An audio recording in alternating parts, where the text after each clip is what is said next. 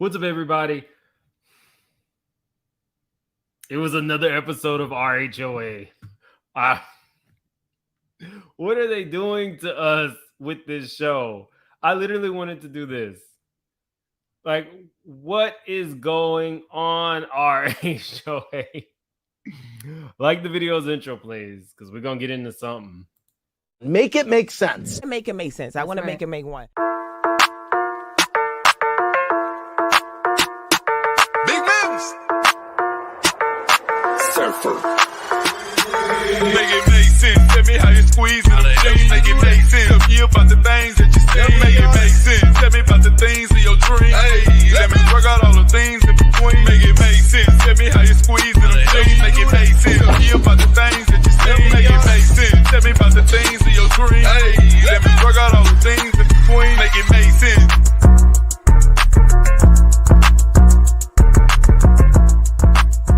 I remember when Candy Hair used to look like this. I fly above. I fly above. I fly. No, that want you? No, I fly above.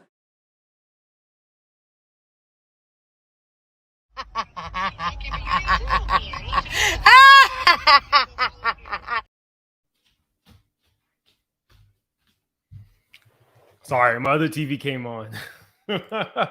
Okay. Y'all. It's already been a day with that earlier live. So I was hoping for something from RHOA.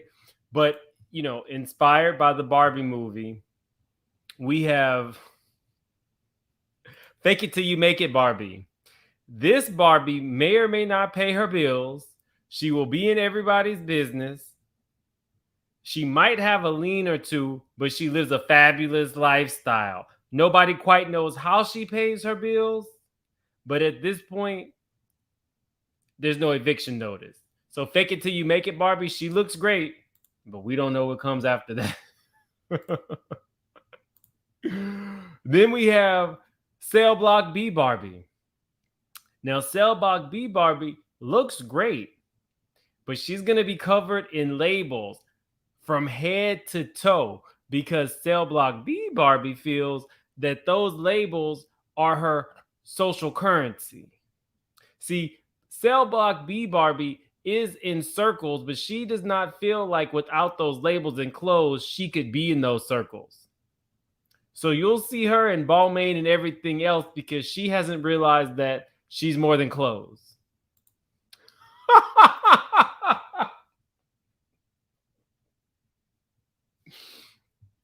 I'm sorry.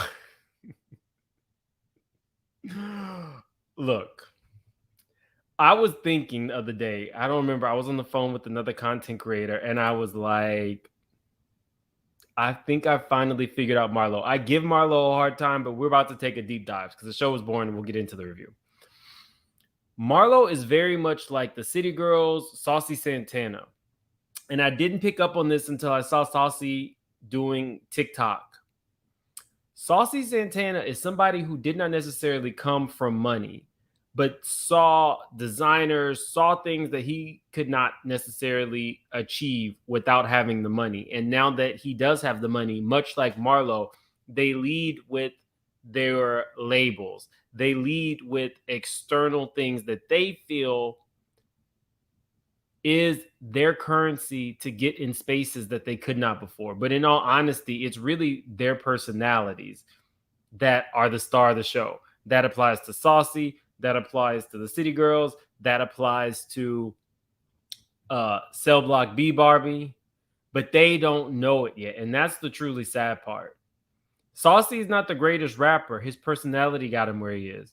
Marlo's labels did not put her on the map. Now, I give Marlo a hard time, but this is me being honest. Marlo's personality got her the job, but she doesn't know that yet. It's actually kind of sad, in all honesty. In all honesty.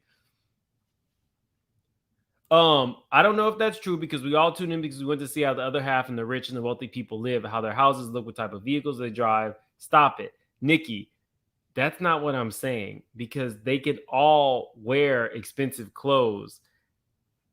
It's the need to let you know this is Gucci, this is Balmain. We see all of these housewives with money, but I'm talking specifically about Marlo. Marlo does not know that she's the star outside of her clothes. That doesn't sound right. That was not me calling Marlo what y'all think I was calling Marlo this time. You get what I'm saying? You can put in the chat if you see what I'm saying or not. If you don't agree, I get it. I do think that we watch these shows to see aspirational people, but I don't really feel like that's what we're getting from Marlo. I think that Marlo thinks that her clothes are her entrance way into it. You could wear Gucci, Balmain, Fendi, you could have all the Goyard that you want, but we don't have to hear about it. We could just see it. She talks about it all the time because I don't think that she feels valued or worthy without it.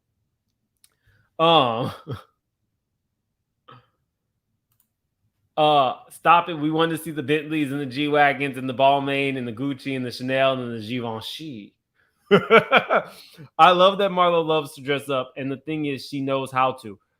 I'm not saying that she doesn't. I'm actually giving her props. I rarely give Marlo props. I'm actually giving her props. I'm just saying she doesn't know that she's worth more than the clothes, and that's why she's always bringing it to the forefront. You could definitely see that she can dress. She didn't have to talk about it all the time, is all I'm saying. Anyway, but I hear you. I see what you're saying, Nikki. Let's get into this.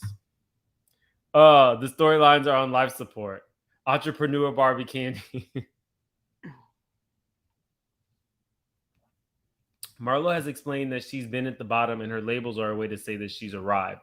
But she doesn't even need to because you're actually a housewife and you could just wear the clothes and people would be like, oh, Marlo's super fashionable. But okay. Drew crying. Y'all, I was with Candy and Scene. Like, what are we doing here, Drew?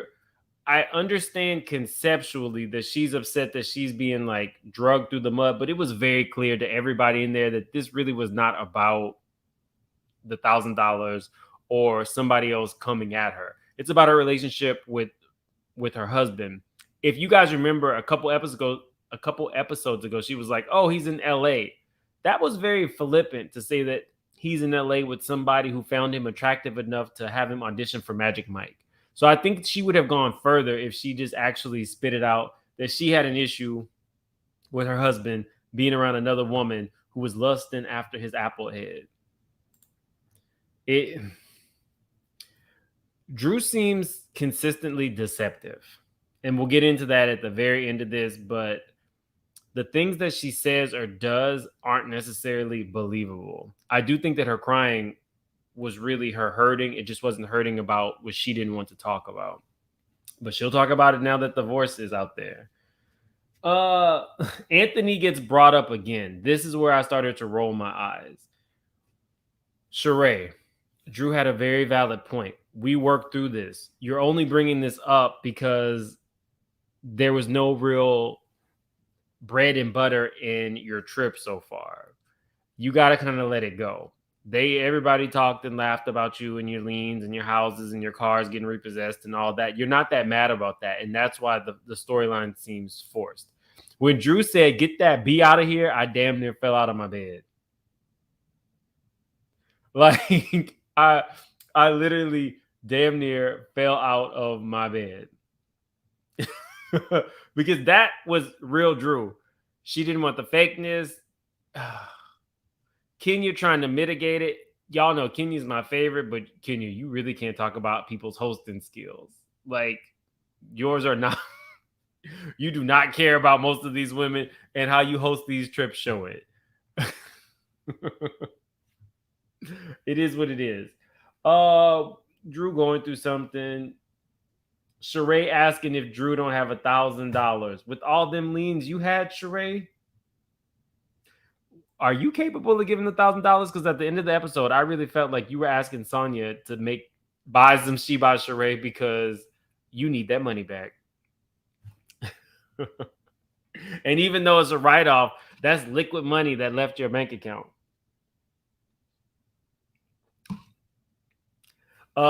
Mims just got here. You're alive. Y'all did kind of eat me up, but it wasn't too bad. After my live, if you haven't seen that live, it was a whole lot. It was a whole lot of a whole lot. But we will continue to have lives like that where we, converse and share ideas, even if we don't agree. But okay. Oh, Sheree. Like the jokes write themselves. And then Kenya do broke bees split lawsuits. Kenya, just give the girl $1,000. There would not need to be a splitting of a lawsuit. Marlo, can I just give you the $1,000? What are we doing here, people? The girl is clearly upset about something other than the lawsuit. Is it kind of laughable when you say, "Oh, I'm crying over $1,000 lawsuit"? Yes, if you're on the Housewives. For a regular person like you or me, $1,000 goes a long way. But for somebody who's supposed to be affluent and behind the gates, and you have a 10,000 square foot home with a 300 bottle wine cellar, Anthony's already sprayed you. But in fairness to Sheree, you tried to spray Sheree when you thought it was funny. Sheree with the get back, you can't fully blame her. It was a year ago, so she should let it go, and she's already forgiven you. But in all honesty, you can't be mad at her for doing the same thing you tried to do with Anthony. Moreover, she got you better because whatever she did to Anthony, he did an about face and turned on you, which I'm very interested to see. Is Anthony the one that Candy's alleging assaulted her? I'm very interested to know if Anthony was the one who assaulted her when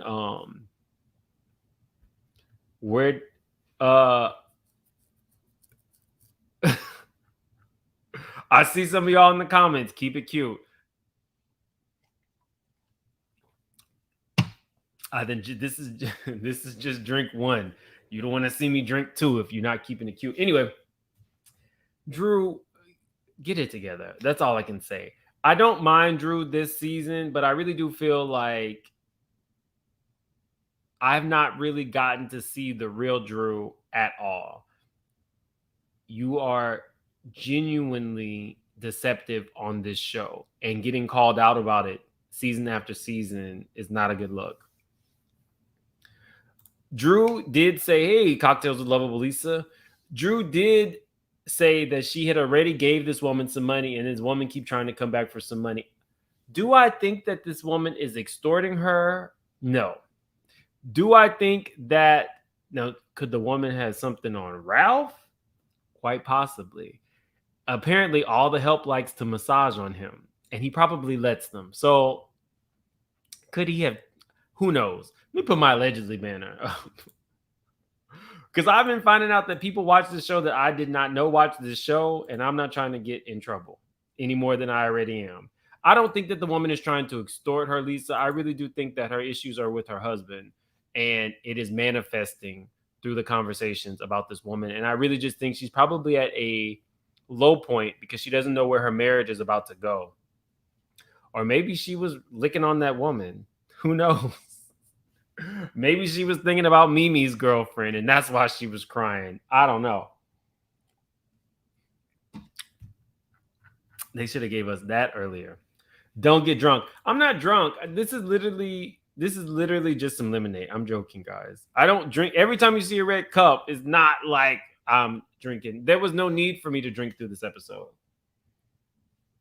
I was sleeping through the episode. But anyway, no, you don't need to apologize, Nikki. I just be playing with y'all. Nikki, I like when people have differences of opinion with me. It's just the people who be deeming me some very ugly, derogatory things. And I'm just like, you should have came up and been up there face to face when I dropped the link. If you're going to say stuff like that. But anyway, yeah. Candy made a point of this. When Drew initially said that somebody was trying to massage Ralph, she called her the assistant. Now she's saying that it's Ralph's manager. So which one is it? Because again, isn't she just like one of those people who fast talks and doesn't actually know what she's saying? I have no idea. I have no idea what I want to like you, Drew. You're much better than you were the first season when they said you had that poodle on your head and you was trying to make people believe that your wigs were $1,000. it's much better now. And I think maybe because there's less Ralph, but don't do so much of the fast talking. This is how we are in Chicago. You wouldn't bust a grape. That's not believable. To Kandi not being, so the conversation moves to Kandi not being around. Now, this was a little interesting because Kandi is basically saying it without saying, she was referencing Escape. She feels as though she did not really reach her full potential with Escape, and that's why now she's doing everything she can to continuously tour with them and go further than she went originally. I get it, but if Bravo is paying you $2 million, 2.5 million is what they're alleging Kandi makes. You are producing content with your husband. You have 2 children at home and 1 in college. I do think that maybe some things you should slow up on, because you can have all the money in the world and look back and you've not actually done things in your life where there is downtime, where it's enjoyable. I know because y'all know, if you're new to the channel, you don't know, but earlier this year, I was actually being a caretaker, full-time job, a lot of stuff going on with my family. And I literally did not ever take any time to myself, like literally no self-care at all. So I'm slowly learning, go and do this, or, I think last week I went and got a facial. Like small things. I'm investing more in the gym. I'm trying to rebuild myself, and I don't want Kandi to crash like I crashed. Like, I think that I don't think she realizes that stress is like a silent killer. Your children are growing up. You should take as much time as possible because you do have all the money in the world. At this point, she could probably just assign people to do things for her. Not perform with Escape, but other things she could probably just, Don Juan, you do this. So Todd, you take the reins of that. Take time with your kids while they're young because you've worked really hard to support your whole family. Now let them support you and enjoy the fact that you have 2 small kids at home. So I'm kind of with the group on that. Live all your dreams out. You always have, but also take time for self-care because you do not want to crash and burn like I did. Trust me. You really do not want to. By the time you realize, oftentimes it's too late. Let's see. Kandi said something that I always say. It's easier for a person to have never had money than it is for a person to have had money and lost it. Now, she didn't mean it for money. She meant it probably for Escape, but I'm talking about money-wise. You'll see all these people who were at the top of their industry self-harm, we'll say. It is really hard. Kandi doesn't have all the money in the world compared to the other housewives on this franchise. She does. What is it? I think it says she had 30 million since the show began, but I'm sure it's probably like 50 or 60 at this point. But just, I know she's not like a billionaire, but, she has to start taking time, even if it means not doing as many projects. Sheree says she loves money, but she needs her me time. Do you have a job? You've been having me time since the season began when you did a fashion show with no fashions. I'm not quite sure what Sheree was talking about when she says she has to have her me time. I think that she's been having me time since the very beginning. But okay, Sheree, you just wanted something to say. Sometimes people just want to say something to fill up a scene, but that to me... You have nothing but time on your hands, Sheree. Okay. We get Cell Block B Barbie. So Cell Block B Barbie is, the self-professed fashionista. So she doesn't want Sonya to come out looking like Drew. She says that denim on denim violence occurred with Drew's outfit. Have y'all noticed that they are giving Marlo multiple confessionals and all of her confessionals are geared towards reading other girls? Have y'all noticed that? They are really pushing this narrative that Marlo is the star of the B team, which consists of Sheree, Sonya, and Courtney. Courtney would be wannabe Barbie. That's who Courtney would be. Wannabe Barbie doesn't get a picture because she's not that important. But Courtney is definitely wannabe Barbie. If you're just getting in here, Marlo is Cell Block B Barbie. And Sheree is Fake It Till You Make It Barbie. You know, inspired by the Barbie movie.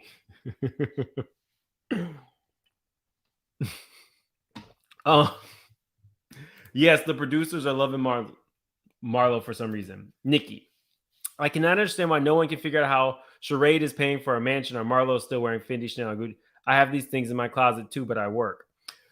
So here's the thing with Sheree's mansion. As somebody who knows firsthand what it's like to be in a situation where builders are taking advantage of you, and you can see a woman who has really taken the reins and done something really great for herself, and people who are building her home are taking advantage. I applaud Sheree for still being in her house. I really, really, really do. I love that for her. I give her a hard time.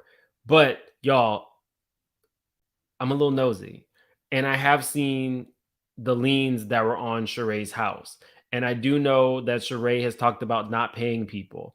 And I do know stuff that went on in the original court case with Sheree and Bob. And I do know that a lot of that is about Sheree not wanting to give up lifestyle when she did not necessarily have the means to maintain it. We'll leave it at that. So there are questions about Sheree and how she chooses to live, and if she lives above her means. I have seen Sheree's house. I have been to Sheree's house. Just like Iyanla said, this is an edifice. Sheree's house is massive. Even like the backyard, it looks like it's like 4 stories. It is a huge, beautiful home. I love the way she decorated. I have some of her same paintings. But that's why the question remains. I don't think anybody really questions how Marlo can afford her clothes. I know, people joke about Marlo going to the boosters and stuff like that. But, it is what it is. What's good for the goose is good for the gander. Marlo was the one saying that Sheree was returning stuff to Neiman Marcus, and she was the laughing stock of Philip Small. So, is it Chateau Sheree or Chateau Thelma? So word on the curb, because I'm not one to gossip, so you didn't hear this from me. But constantly moving it from her daughter's name to her mother's name to then the LLC was there to help save the home. Again, Sheree did not need a 10,000 square foot home, and probably 15,000 when you incorporate the fully finished basement, because the basement is not part of the square footage. Well, it depends on if they have windows, but I think Sheree's house is probably closer to 15,000 square feet when you include the basement, with nobody living there. And, she's the most fired housewife. So that's why people have questions. Marlo's always been a true hustler in a good way. Not when she was tricking that man to pay her Neiman Marcus bill, because who knows what she had to do in that room.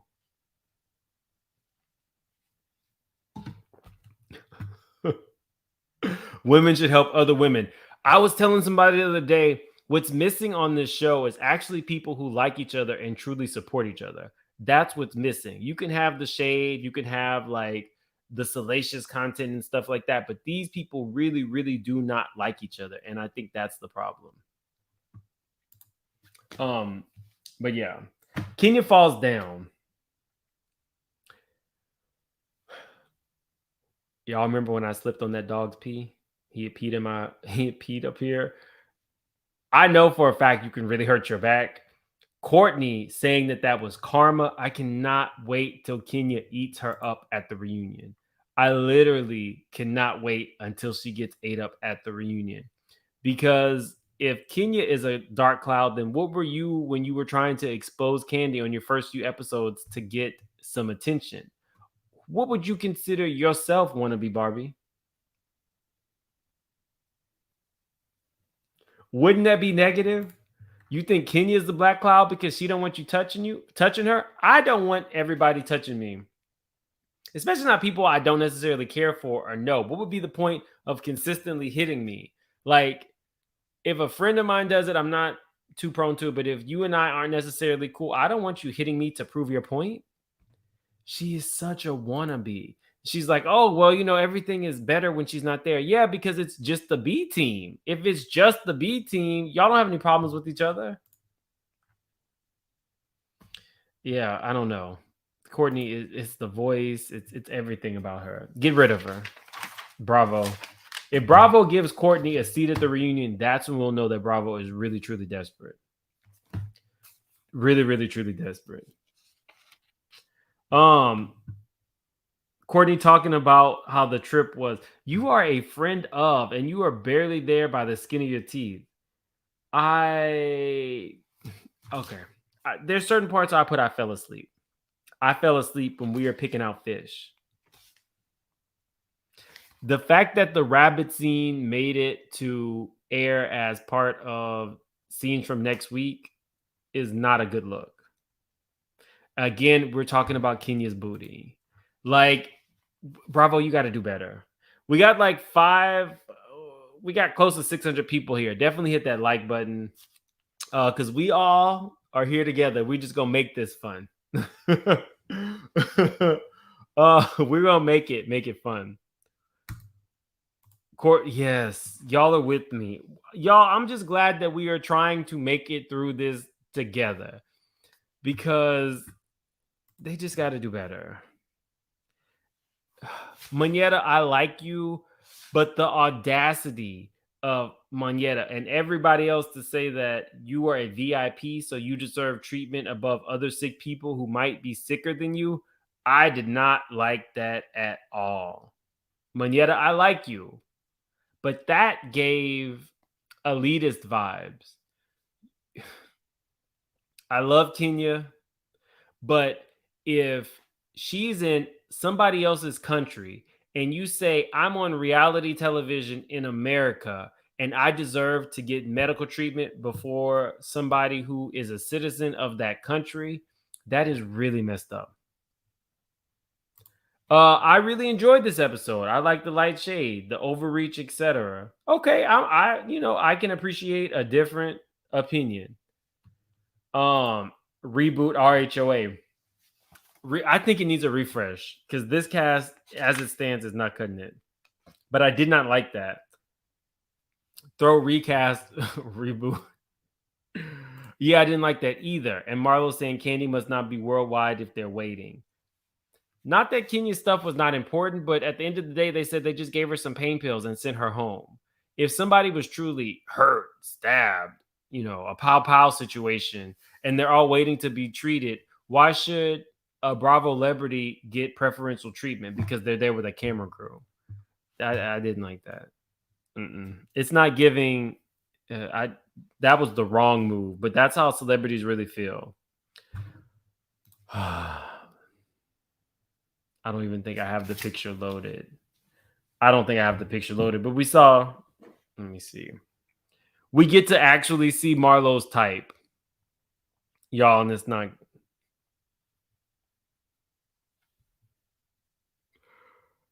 Marlo was making googly eyes trying to figure out if this man had money or not, but we now know Marlo's type. She don't want that Jamaican man. She wants this. And that's fine. We all have a type. But I don't think that if he's just the waiter, he can get Marlo. Hold on, let me see my battery.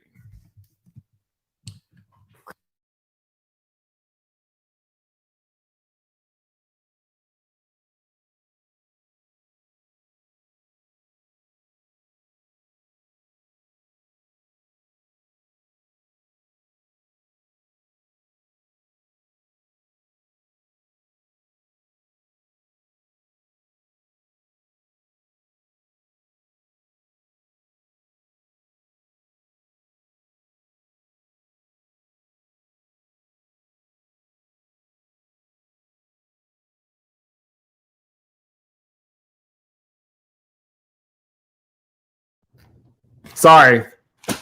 Thank you. I appreciate that. It's because I had to unplug my mic. So I still don't feel like they should get preferential treatment. Somebody said they ended up at a private hospital. Love Kenya, my favorite person, but all those people feeling like celebrities should get more treatment than a regular person, I don't like that. But that is a thing. I learned that when my sister got sick, that there is actually considered celebrity service at hospitals. You are now extremely loud. Oh. This is my let's see. Hello.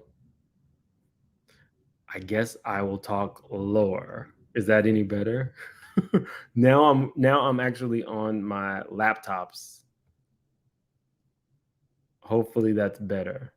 Okay. Somebody said I'm fine. I don't like that, but I can tell you guys that there is celebrity treatment at hospitals, honest to God. And my mind was blown when I found that out. So basically, you can be a senator or on television, and they will send the top doctors to you. Isn't that weird? The top doctors from the city will wait on you.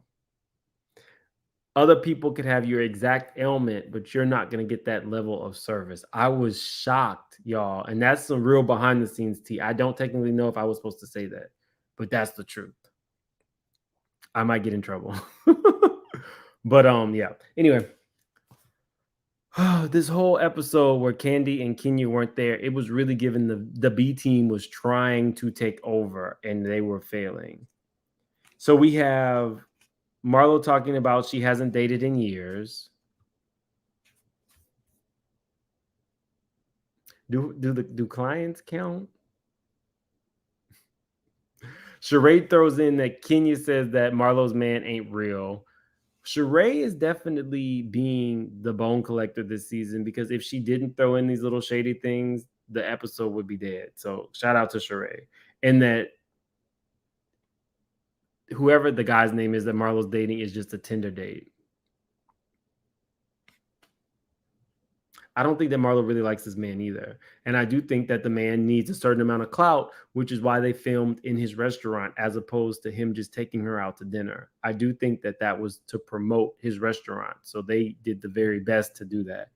Maybe he's paying Marlo for that, which would make sense because I just don't see that being Marlo's type. Monyetta addresses Marlo for what she did to Kenya. Although I can appreciate it because I said the same things, I really don't think Monyetta realizes her place. Develop your own relationships with these people. And if I were her, I would probably let Kenya and Kandi fight their own battles. I agree with everything that Monyetta said. I said it on my review. But if Monyetta is going to separate herself and hopes to be a housewife, she's going to have her own story, her own things to defend.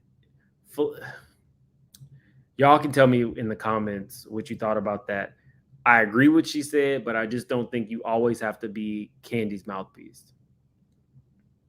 I'm just saying. Drew addresses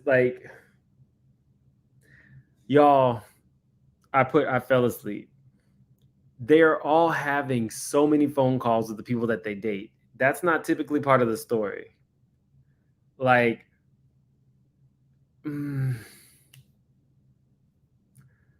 These are tools that the producers are having to use because the show is not all that interesting. So they are saying every phone call that you have from somebody at home, we're going to play that. Although we did see that Drew had no phone calls from Ralph. So that was very telling. Drew addresses Kandi, and Kandi apologizes to her for saying "and scene," but again, I don't think it was that deep. Kandi feels like it was just fun shade to tell her, "Oh, when you were crying, you were putting on a show." I think she was putting on a show to some degree. The problem is she wasn't being realistic, or she wasn't being truthful. If she were being truthful, then she would have said, "I'm having some issues with my husband, and that's the real reason why I'm crying."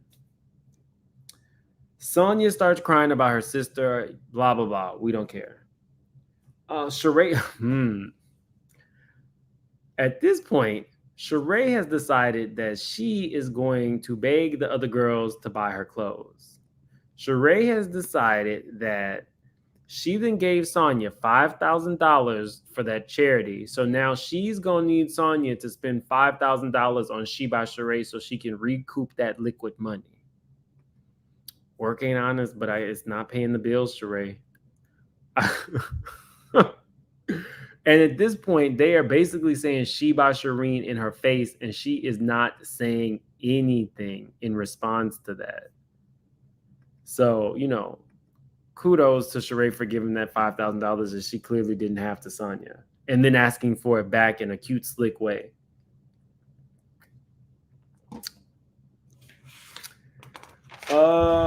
After the production wraps is when they start reminiscing again about Bolo. I told you guys last week, if this little play fight was actually a play fight and they aired it in scenes from the next, that Bravo was desperate, and I was right. This little interaction between Sonya and Manetta, where they were play fighting, should never have been interesting enough to make it to scenes from the next. Just saying. Sheree was tacky for that. Somebody said she was begging for that $5,000 back. Let's see. New face Sheree. It is her new face. Literally, if you put in a search on YouTube and you put in Sheree, it does say Sheree new face. But it's probably just filler, so it'll go away. I'm tired of reminiscing about Bolo. Candy really throwing out that Drew did kiss Toya, even though I know she did it because the cameras were down. My thing is, don't throw Drew under the bus, Candy, if you weren't going to throw Portia under the bus when Kenny was like, well, they did something and I know you heard something, because Candy was very adamant about not wanting to say anything. So I think I know Candy's character well enough to know she would not say it per se on camera, but I don't think it needs to be said unless you were going to say what Portia and Tanya did with Bolo too. So that was just kind of like, Candy, what are you doing here? You were not pleased with what Drew had to say about you and making you apologize. So that's why you that's why you were comfortable saying she had made out with that woman. Everybody is not you and your husband, where y'all dibble and dabble. If that woman was trying to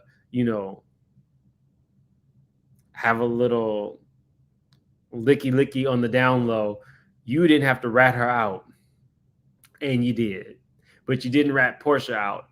And I know she's forgiven Portia for what she did with Phaedra, but I still don't understand that relationship. How do you have more?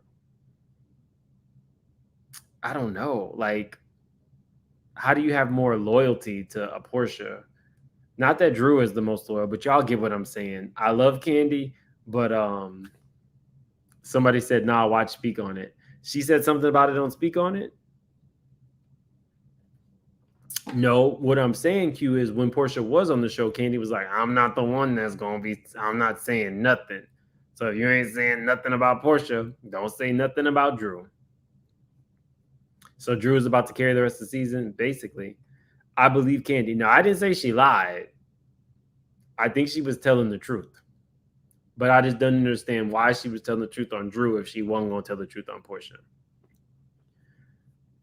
Candy and Drew didn't know cameras. Y'all, I get that everybody liked Candy. I was very clear. I understand that Candy knew that the cameras were down. But just saying, why even say it? Y'all know I'm a straight shooter. Love Candy, but I'm going to call it like I see it when I see it. Oh, Candy addressed it on Speak. I will be watching Speak on It after I get off. If something else changes my mind on that, then, I will mention it next week. But as it stands right now, that's even light.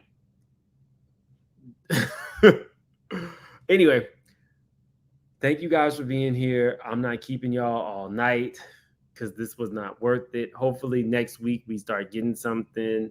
at this point, go ahead and drop the Licky Licky storyline with Drew, because everything else is not cutting it. Like the video, Mims. I don't have to watch the Speak on It first. I'm giving y'all my impression of the show. Candy's explanation of it, I'll take into consideration just like everybody else's explanation of it, but I don't have to watch that before I actually prepare for my own show. But I do love Candy. But again, pow, I'm a straight shooter. Mims, oh, what's up, Yocrates? Hey, Mims in chat, I know I'm late and been absent, but I'm here. Yeah, you have been. Somebody take note. Yock ain't been around. The rest of the season seems like it's about to be Drew. Guess I'll get some good sleep. Thank y'all for the super chats. Bring Nene back in Portia. Not Candy didn't dress up. Fire her. Just go watch Speak on It. I do watch Speak on It every week. Candy's fans will call who I call little cracks. Oh wow. Bolo done made it big with Madam. Candy be telling what didn't make it to the show.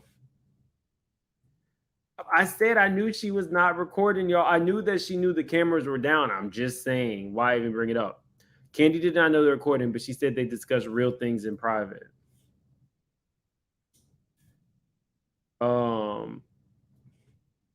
If I could get the hell out of a foreign hospital, I would. I wouldn't trump someone really sick, but I would do my best to get out of there. This is getting ridiculous. I don't care about Drew kissing Ty, and I don't want to see those episodes. Drew did. Again, I believe Candy when she said she saw. I believe Marlo when she said 80% she saw that Drew had made out. Tisa Tales says Bravo production do want to demonize Candy. Now that is something that I can see they are working overtime with Marlo to take Candy down. I did a whole video on it. I love Tisa. Candy didn't bring it up. That's why we are saying you need to watch Speak on It first. Okay. I'm gonna watch Speak on It. I do anyway. I think I'm actually about to subscribe to Candy's. I think Candy Online. Y'all have a good night. I will see you guys later. Definitely check out my video from earlier. It was something, but we, for the most part, stayed respectful. So I'll see you guys later. I'm gonna also do episode 1 and 2 of New York tomorrow. I'm gonna combine both of them. So anyway, have a good night, guys.